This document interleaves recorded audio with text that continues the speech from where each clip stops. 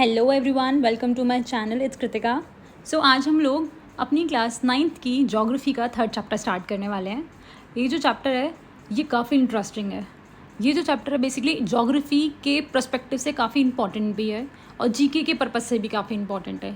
जितने भी high competitive exams में जीके आती है उसमें कहीं ना कहीं इस चैप्टर से क्वेश्चंस पूछे जाते हैं।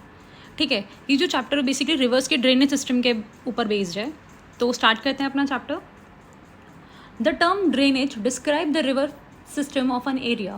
Look at the physical map. You will notice that small streams flowing from different directions come together to form the main river, which ultimately drains into a large water body such as lake or sea or an ocean. अब देखो, जो drainage जो word है वो basically किसके लिए use किया जाता है? रिवर सिस्टम के लिए। अगर हम फिजिकल मैप के ऊपर देखेंगे तो फिजिकल मैप में हमें एक चीज़ दिखाई देगी कि बहुत सारी जो रिवर्स हैं, छोटी छोटी स्ट्रीम्स, मतलब नहर टाइप होगा छोटी छोटी, वो क्या करती हैं? एक डायरेक्शन में, पर्टिकुलर डायरेक्शन में बहती हैं। डायरेक्शन कैसे हम डिसाइड करते हैं रिवर्स की? जिस तरफ लैंड का स्लोप होगा, जिस तरफ ढलान होगी, उस तरफ वो रिवर और वो स्ट्रीम जो है वो बहेगी।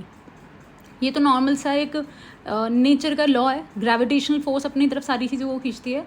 ऐसे ही जो रिवर्स हैं या जो स्ट्रीम्स हैं वो भी ग्रेविटेशनल फोर्स की तरफ जो है वो खिंचती चली जाती हैं, और वो भी जो अर्थ का लैंड का वो होगा, स्लोप होगा, उस तरफ जाएंगी वो। ठीक है, विच अल्टीमेटली ड्रेन। अब जितनी भी रिवर्स होती हैं वो क्या करती हैं? एक बड़ी लार्ज वाटर बॉडी में जाकर गिरती हैं, और जो छोटी छोटी स्ट्रीम्स होती हैं वो एक बड़ी रिवर के अंदर जाकर गिरती हैं। ठीक है, जैसे गंगा रिवर है। गंगा रिवर की काफ़ी सारी ट्रिब्यूटरीज हैं।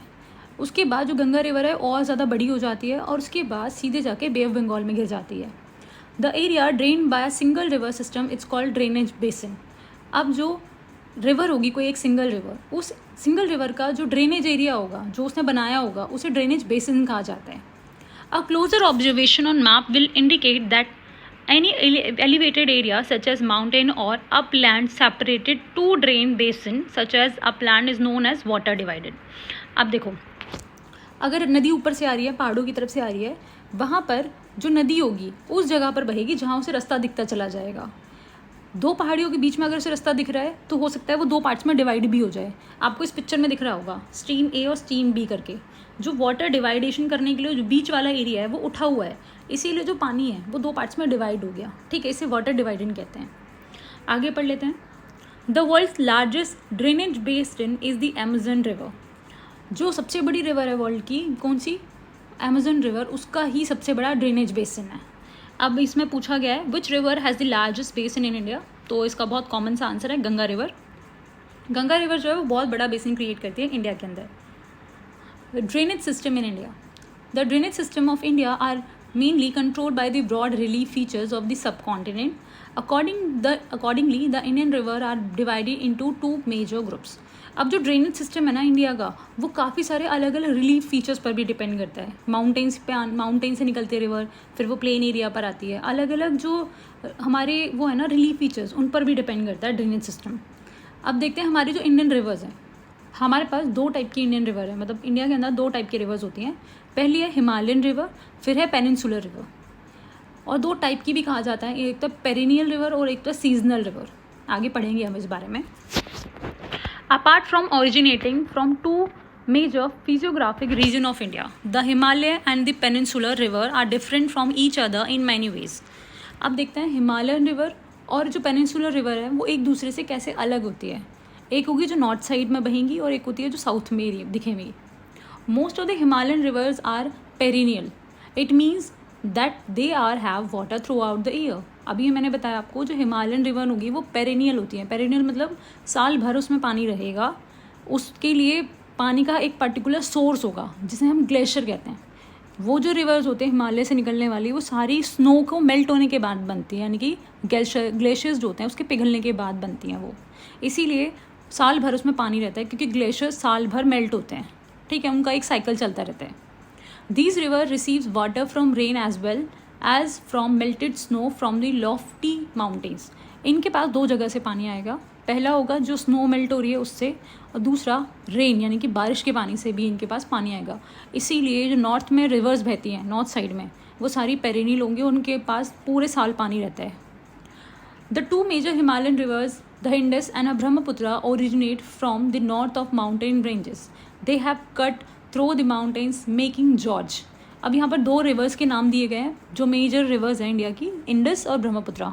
दोनों जो रिवर्स हैं वो कहाँ से आती हैं वो देखा जाए तो वहाँ से आते हैं हिमालय के ग्लेशियर से. काफ़ी बड़े बड़े ग्लेशियर्स हैं. एक जो है वो इंडिया में जम्मू कश्मीर से एंटर करती है और ब्रह्मपुत्र जो है वो अरुणाचल प्रदेश से एंटर करती है. ये दोनों ही रिवर जब माउंटेन्स एरिया में बह रही है तो एक जॉर्ज क्रिएट करती हैं. अब सोचो जॉर्ज क्या होता है. जो रिवर्स है उनके लिए रास्ता अपने आप थोड़ी बना हुआ होता है. वो रिवर जो है रास्ता अपना बनाती है. जो पानी की फोर्स होती है ना उससे वो पहाड़ों को काटती हुई चली जाती है. उसे जॉर्ज कहते हैं. देखो ध्यान से, इससे ये जो इमेज दिखाई है इसमें दिखेगा. The Himalayan rivers have long course from their source to the sea. Himalayan जो रिवर होते हैं काफ़ी लंबा रास्ता तय करती हैं माउंटेन से लेकर ओशंस तक का या फिर सी तक का. आपको इस पिक्चर में जॉर्ज दिख रहा होगा. देखो ध्यान से, ये जॉर्ज बना रही है. दो पहाड़ियों के बीच में बह रही है. ये रास्ता इसने बनाया है, ना कि बना हुआ था नेचुरली. इसने खुद से काट करके रास्ता बनाया है. आगे देखते हैं. They perform intensive erosional activity in their upper course and carry huge loads of silt and sand. अब समझते हैं इस बात को. जब भी हिमालयन रिवर पहाड़ों की तरफ से लैंड एरिया की यानी कि प्लेन एरियाज की तरफ आएंगी तो क्या होगा. समझो, जो ग्लेशियर्स हैं वो पिघल रहे हैं. वो बहुत स्पीड में पिघलते हैं गर्मियों के टाइम पर. ज़्यादा पानी जो होता है वो गर्मियों में होता है रिवर्स में. उसके बाद तुरंत बारिश के पानी की वजह से उसका जो लोड है वो और ज़्यादा बढ़ जाता है. जो रिवर्स में पानी है वो और ऐड ऑन हो जाता है. इसीलिए उनकी जो स्पीड है माउंटेन से नीचे आने की वो और दुगनी हो जाती है. अब जो भी चीज़ अगर ऊपर से स्लोप से नीचे आ रही है तो वो अपने साथ कुछ ना कुछ लेकर आएगी. माउंटेन्स जो है वो हिमालयन माउंटेन्स वो क्या है, वो यंग फोल्ड माउंटेन है. इसीलिए उसकी जो मिट्टी है वो ज़्यादा मजबूत नहीं है. इसीलिए अपने साथ वो पानी की फोर्स के साथ बहुत सारे सिल्ट, पत्थर, सैंड, ये सारी चीज़ें लेकर आती है. In the middle and the lower course these river from meanders, oxbow lakes and many other depositional feature in their flood plains. They also have well developed deltas. अब समझो, देखो हो सकता है मैंने प्रोनाउंसिएशन शायद ठीक ना की हो, लेकिन समझ लेते हैं. अब जो रिवर है, अब पहले इस डायग्राम को देख लेते हैं. ये जो डायग्राम है पूरा का पूरा वो दिखा रहा है जब हिमालयन रिवर्स कहाँ से ओरिजिनेट होती है और कहाँ तक जाती है. पहला देखते हैं, सबसे ऊपर जो दिखा रखा है वो सोर्स ऑफ वाटर है. समझ लेते हैं. ब्रह्मपुत्र रिवर जो है वो तिब्बत के वहाँ से, हिमालय के वहाँ से एक वो निकल रही है, मानसरोवर करके एक वो है, एक वहाँ पे वांगचुंग करके ग्लेशियर है, वहाँ से निकलती है.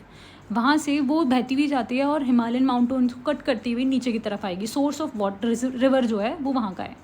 फिर उसके बाद क्या होगा, ये जो रिवर है वो ऊपर से नीचे की तरफ आएगी तो अपने साथ काफ़ी सारे सिल्ट और सैंड वगैरह लेकर आएगी नीचे. फिर ये जो मिडिल एरिया वो है जहाँ पर ये मेंडस क्रिएट करते हैं. मेंडस मतलब एक सांप जैसी आकृति, सांप जैसी इमेज दिख रहा होगा आपको इसमें. फिर उसके बाद थोड़ा सा नीचे देखोगे तो आपको ऑक्सबो लेक. अब ऑक्सबो लेक क्या होते हैं, जब भी मेंडस जो हैं वो शार्प हो जाते हैं काफ़ी ज़्यादा और बाद में पानी कम होने की वजह से जो बहाव है वो हट जाता है, कट जाती है वहाँ से. वहाँ पर ऑक्सबो लेक का फॉर्मेशन होता है. नेक्स्ट है लोअर कोर्स. ये सबसे लास्ट वाला कोर्स है इसका, वो डेल्टा है. आपसे ना MCQ में पूछा जाता है कि मेंडस जो है वो कौन से वाले एरिया में बनती है रिवर के, तो आप बताओगे मिडिल कोर्स में. और ऑक्सबो लेक वो लोअर कोर्स में बनती है. ये एक MCQ क्वेश्चन पूछ लिया जाता है असर्शन और रीज़न में भी. तो ये जो फीचर्स हैं, अब देखो लास्ट वाला जो फीचर है रिवर का वो क्या है, वो डेल्टा फॉर्मेशन का, जो बिल्कुल वहाँ करती है ओशन और सी के पास में. तो आज की क्लास में हम लोग इतना ही करने वाले हैं. अगर आपको इससे रिलेटेड कोई भी क्वेरी हो या कोई क्वेश्चन हो तो आप कमेंट बॉक्स में पूछ सकते हैं. और अगर आपको वीडियो अच्छी लगी तो आप अपने उन दोस्तों के साथ शेयर करो जो क्लास 9th में है.